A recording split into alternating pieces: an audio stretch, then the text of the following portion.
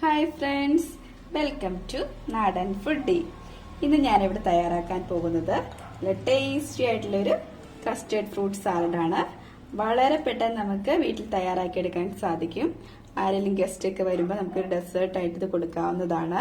അപ്പം നമുക്കിതെങ്ങനെയാണ് തയ്യാറാക്കുന്നത് നോക്കാം. ഈ കസ്റ്റേർഡ് ഫ്രൂട്ട് സാലഡ് തയ്യാറാക്കുന്നതിനായി ഞാനിവിടെ 1/2 ലിറ്റർ പാലാണ് എടുത്തിട്ടുള്ളത്. കൂടാതെ 1 ഏത്തപ്പഴം, 1 ആപ്പിള്, 2 മാതള നാരങ്ങ, പിന്നെ ഒരു 200 ഗ്രാം കറുത്ത മുന്തിരി എടുത്തിട്ടുണ്ട്. പിന്നെ കപ്പലണ്ടി മിഠായി ഒരു 100 ഗ്രാം എടുത്തിട്ടുണ്ട്. പിന്നെ 2 ടേബിൾ സ്പൂൺ കസ്റ്റേർഡ് പൗഡർ, പിന്നെ മിൽക്ക് മെയ്ഡ് എടുത്തിട്ടുണ്ട്. ഇതൊരു 400 ഗ്രാമിൻ്റെ ബോട്ടിലാണ്. ഞാനപ്പോൾ 1/2 ടിൻ ഇതിൻ്റെ കൂടെ ചേർക്കുന്നുണ്ട്. പഞ്ചസാര നമുക്ക് മിൽക്ക് മെയ്ഡ് ചേർക്കുന്നത് കൊണ്ട് പഞ്ചസാര മധുരം നോക്കിയിട്ട് ആവശ്യമെങ്കിൽ ചേർത്താൽ മതിയേ. നമുക്കിതെങ്ങനെയാണ് തയ്യാറാക്കുന്നത് നോക്കാം.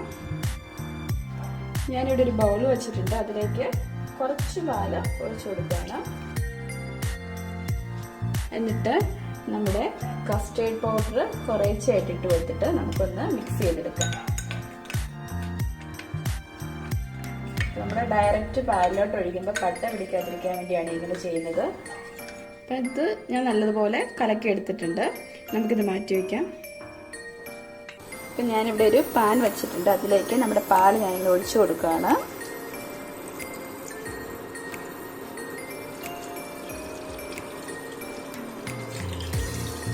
നമുക്കൊന്ന് ചൂടാക്കിയെടുക്കാം. ചെറുതായിട്ട് തിളച്ച് വന്നിട്ടുണ്ട്. അപ്പം നമ്മൾ എടുത്തു വച്ചിരിക്കുന്ന കസ്റ്റേർഡ് നമുക്കിതിലേക്ക് ചേർത്ത് കൊടുക്കാം. എന്നിട്ട് നമ്മൾ ഇളക്കിക്കൊണ്ടിരിക്കണം, അല്ലെങ്കിൽ കട്ട പിടിക്കാനുള്ള സാധ്യതയുണ്ട്. തീ വേണേൽ കുറച്ചിടാം. നമ്മൾ കൈ എടുക്കാതെ ഇളക്കി കൊടുക്കണം.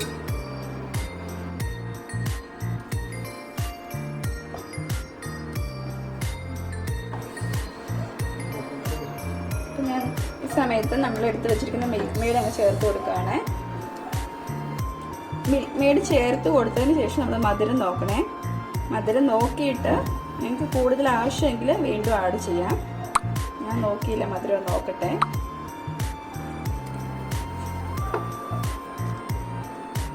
ആവശ്യത്തിന് മധുരമുണ്ട്. എന്നാലും ഞാൻ ഇതിൻ്റെ കൂടെ 1 ടേബിൾ സ്പൂൺ കൂടെ പഞ്ചസാര ചേർത്ത് കൊടുക്കുകയാണ്. 1 ടേബിൾ സ്പൂൺ പഞ്ചസാര ഞാൻ ചേർത്ത് കൊടുത്തിട്ട് വീണ്ടും ഒന്ന് ഇളക്കുവാണ്.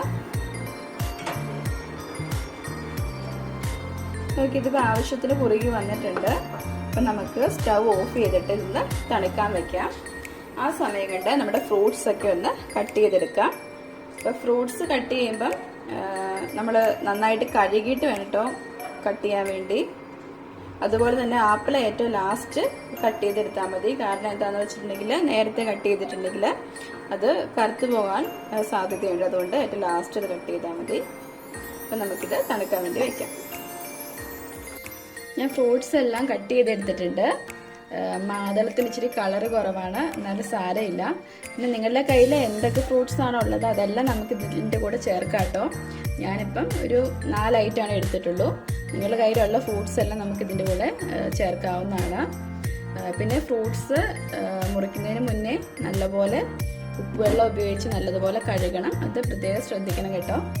പിന്നെ ഞാൻ കപ്പലണ്ടി ചെറുതായിട്ട് പൊടിച്ചിട്ടുണ്ട്. ഇത് മിക്സിയിലിട്ട് ക്രഷ് ചെയ്തെടുക്കരുത്. മിക്സിയിലിട്ടിട്ടുണ്ടെങ്കിൽ നല്ലതുപോലെ അങ്ങ് പൊടിഞ്ഞു പോകും. അപ്പം ഞാൻ ഇതൊരു ഇടികല്ല് വെച്ച് ഇടിച്ചെടുത്തിട്ടേ ഉള്ളൂ. അപ്പം നമുക്കിതെല്ലാം ഈ ബൗളിലോട്ടിട്ട് ഒന്ന് മിക്സ് ചെയ്തെടുക്കാം. നമ്മുടെ ഗ്രേപ്സ്, ആപ്പിള്,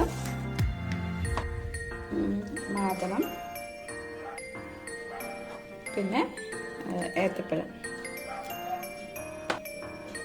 നമുക്കൊന്ന് മിക്സ് ചെയ്തെടുക്കാം.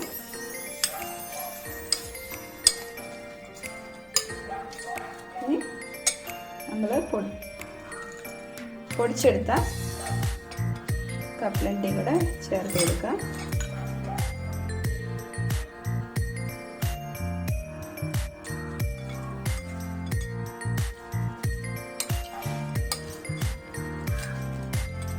കപ്പലണ്ടി ഇടുന്നത് എന്താന്ന് വെച്ചിട്ടുണ്ടെങ്കിൽ നല്ല ടേസ്റ്റ് ഉണ്ട്, ഇടയ്ക്കൊന്ന് കടിക്കാനൊക്കെ നല്ല സുഖമായിരിക്കും. അപ്പം നമുക്ക് നമ്മുടെ കസ്റ്റേർഡ് നമ്മൾ തണുത്തിട്ടുണ്ട്. അപ്പം നമുക്കത് ഇതിലേക്ക് ചേർത്ത് കൊടുക്കാം. ഇപ്പം തണുത്തിട്ടുണ്ട്, ഞാൻ ഇതിലേക്ക് ഒഴിച്ചു കൊടുക്കുകയാണ്.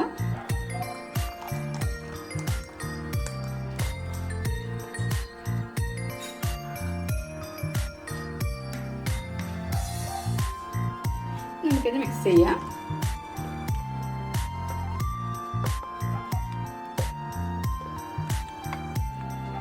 ഇപ്പം നമ്മുടെ കസ്റ്റേർഡ് ഫ്രൂട്ട് സാലഡ് തയ്യാറായിട്ടുണ്ട്. നമുക്കിത് ഫ്രിഡ്ജിൽ തണുക്കാൻ വേണ്ടി വയ്ക്കാം. തണുത്തതിന് ശേഷം നമുക്കിത് സെർവ് ചെയ്യാം.